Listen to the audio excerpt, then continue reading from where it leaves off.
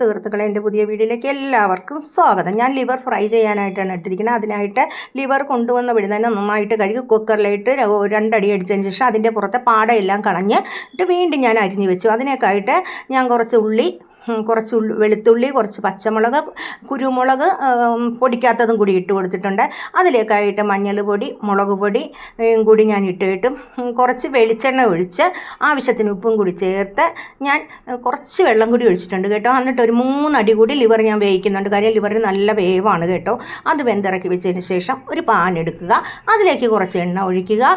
എണ്ണ ഒഴിച്ചേച്ച് നമുക്ക് കുറച്ച് പച്ചമുളക് അതിലേക്ക് ഇട്ട് കൊടുക്കാം കേട്ടോ, കീറിയത്. അതിന് ശേഷം കുറച്ച് വേപ്പില ഇട്ട് കൊടുത്ത് സവോള ഞാൻ 2 എടുത്ത് അരിഞ്ഞ് വെച്ചിട്ടുണ്ട്, അതും കൂടി ഇട്ട് കൊടുത്തു കേട്ടോ. എന്നിട്ട് അത് ഇളക്കി വേഗണവരെയും നമുക്ക് ഇളക്കിക്കൊണ്ടിരിക്കാം. ഇത് നിങ്ങൾക്ക് ഇഷ്ടപ്പെടുവാണെങ്കിൽ സബ്സ്ക്രൈബ് ചെയ്യാനും ലൈക്ക് ചെയ്യാനും ഷെയർ ചെയ്യാനും മറക്കരുത് സുഹൃത്തുക്കളെ. ബെൽ ബട്ടൺ കൂടി ഒന്ന് അമർത്തുക കേട്ടോ.